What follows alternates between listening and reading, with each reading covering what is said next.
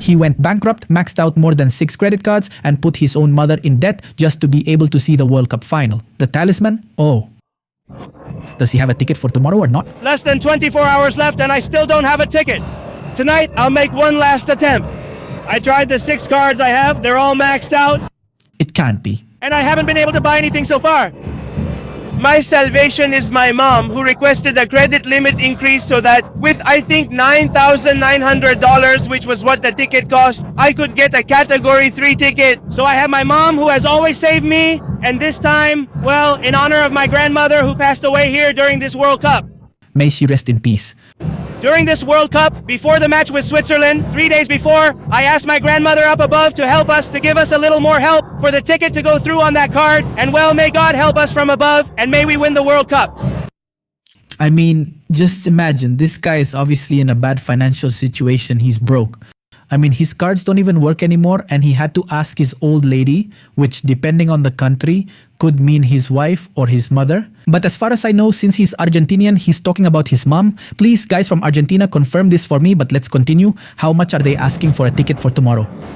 And it's about that price, between $9,500 and $10,000. That's wild. In Qatar, I think final tickets cost about $300 to $3,500. It's crazy, isn't it? When I went, it was the opposite for me in Qatar. I had to sell my car before traveling to Qatar because I went to 48 matches. 48 matches and he sold his car. Now just by attending Argentina's matches, I'll have to sell my car, even though it's crashed, when I get back to pay, since I have no savings. I mean, he has nothing. I mean, he basically went bankrupt. He's at zero. Actually, he's in the red because he's in debt. Not only does he not have any money, but he also owes a lot of money. Nina! I know you can. And well, now even his mom is in debt. Ask her for money, so that's that. I'm going to wreck it, but the car's already wrecked. What car do you have? A black Saran, formerly a taxi. So the car is already crashed. The other thing I have to do is get rid of it. I mean, sell it for the best price possible and pay that blasted ticket. Well, guys, what do you want me to say? Look, I understand the excitement. I understand that he's excited. Obviously, it's going to be a historic final, like all World Cup finals, right? Finals that go down in history. It's a legendary game, plain and simple. Lionel Messi, Lamine Yamal. I know some might think that if Argentina loses, it was just a bad decision, right? But if Argentina wins, and not only wins, but plays an epic and legendary match, it will be seen as a great decision. Excellent. But honestly, I don't think it's justified in any way. I mean, personally, I think it's a huge, serious financial mistake. I mean, I understand the excitement. I understand that he's thrilled. I understand wanting to see something so iconic and so important for him, like a World Cup final, and also so important for the Argentine people. I can understand it, but going into debt and even putting your own family into debt. Because let's remember that this guy first has to deal with his own debts and then get his mom out of a huge debt she's going to have. A debt of more than $10,000. So just imagine the situation. Now here's a very interesting comment that tells us the following. Now multiply decisions like this guy's by millions of people. Those who prefer to blow their life savings on a quinceañera. A wedding, meaning a marriage ceremony. People who spend all their savings on things like cell phones and then complain about being poor. Of course, look, in this case, I'm aware that this is an Argentine who wants to go see a World Cup final, but actually, this is quite common in Latin America. It's actually part of the Hispanic mentality. It's very common among Hispanics to rack up debt for a cell phone. I mean, how many people go into debt just to get the newest iPhone every year? I understand if you can afford it. That's very different. For example, if you have the money to go to a World Cup and it's not a big expense for you, go ahead. I'm not anyone to tell you not to go. I think the same if you want to buy the newest iPhone every year or the newest Samsung every year. Look, if you can buy it, if you can pay for it without any problem, if you don't end up broke, if it doesn't make a difference to you financially, go ahead, do it. The problem is that there are a lot of people who make these expenses without having a savings fund. I mean, they don't have savings. I mean, they don't have money. They have to go into debt to the point that we saw this guy maxed out his 6 credit cards. He practically went bankrupt. He got his mother into debt and he's going to have to sell his car just to go to a World Cup final. And look, I understand the passion. I understand the excitement. I think there are few countries as passionate about soccer as Argentinians. And no, in Argentina, soccer isn't experienced the same way as in Mexico or other Central or South American countries. In Argentina, people have soccer for breakfast, lunch, and dinner. They are truly passionate about the sport. But look, passion is one thing and irresponsibility is something very different.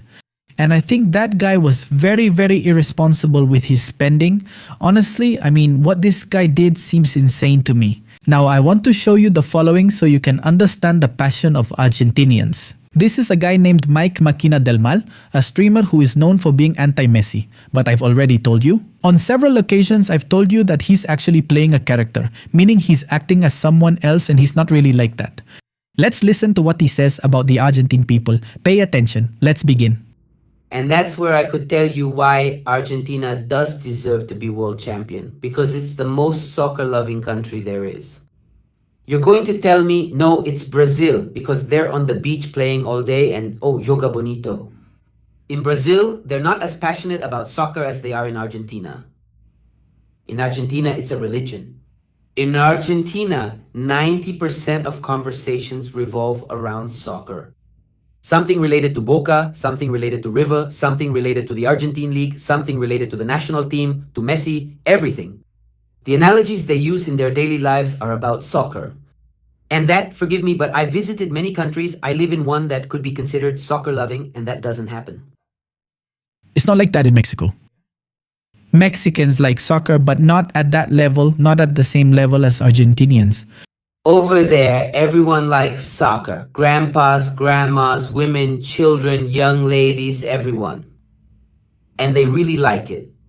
It's not like, oh yeah, the World Cup is coming and I kind of like it. No, they really enjoy it. Really? Because it's a connection they have with their daily life. I'm a Boca fan thanks to my grandfather. Argentinians' memories are tied to soccer. Those guys, ever since they've been playing with just a damn ball and 2 rocks as goals, it's like they're playing in the World Cup. Argentinians might have a different DNA than regular Latinos. But Argentinians, unlike people from many other Latin countries, never step onto the field with an inferiority complex. That happens to Mexicans and many other Latin American countries. That's true. Thank you. That's something we do have, at least in Mexico. It's always like, oh, what if it works? It's always a yes, we can. Argentinians don't go out on the field saying that. Obviously, they have a different pedigree in soccer, right?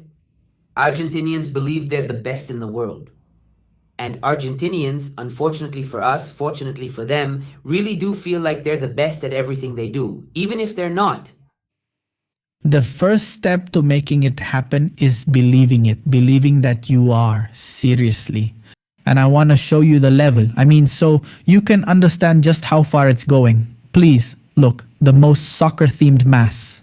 This is the mass at the parish of Our Lady of Alcantara. A mass in Argentina, guys.